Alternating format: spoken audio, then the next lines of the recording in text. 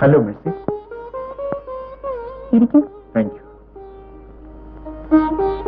മോനെവിടെ? മോൻ ഉറങ്ങുക. ഇത് മോന് വേണ്ടി വാങ്ങിച്ചതാണ്. എന്തിനാ സാർ ഇതല്ല? അത് കൊള്ളാം. മോനോട് എനിക്കൊരു ആത്മബന്ധമില്ലേ? ഇന്നലെ രേണു വന്നപ്പോൾ ഒരുപാട് കളിപ്പാട്ടങ്ങൾ കൊണ്ടുവന്നു. ഓ, അത് ശരി. അവർക്ക് ജീവിക്കണമെന്ന് ആഗ്രഹമുണ്ട് സാർ. അത് നല്ല കാര്യമാണ്. സാറൊന്ന് മനസ്സ് വെച്ചാൽ സാറിന് കഴിയും അവൾക്കൊരു ജീവിതം കൊടുക്കാൻ.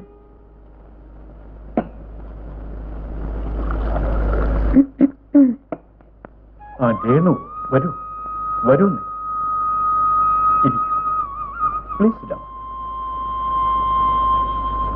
ഞാൻ വന്നത് ശല്യമായോ? ശല്യം ഏകാന്തതയിൽ കിട്ടുന്ന ചില നിമിഷങ്ങളല്ലേ ഇത്.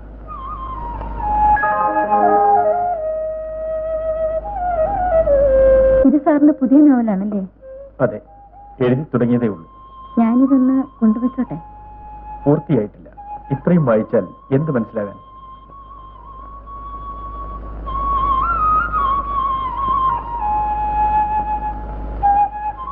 ഇത്രയും വായിച്ചാൽ മതി. സാറിന്റെ മനസ്സിലുള്ളത് എനിക്ക് മനസ്സിലാകും. നിർബന്ധമാണെ കൊണ്ടുപോകും. പക്ഷേ ഒരു കാര്യം, മറ്റാരും വായിക്കരുത്. ഇല്ല സാർ.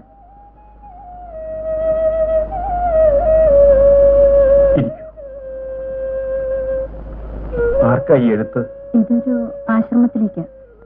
എന്താ, സന്യാസം സ്വീകരിക്കാൻ പോയാണ്? ജീവിതത്തിൽ നിന്നും മുഖം തിരിക്കാൻ ശ്രമിക്കുന്നവർക്കുള്ള അഭയസ്ഥാനമാണ് ആശ്രമവും സന്യാസവും. അതിന് മാനസികമായി നല്ല പക്വതയുള്ളവർക്ക് മാത്രമേ സാധിക്കൂ. പക്വത ആവശ്യത്തിലധികമായി സാർ.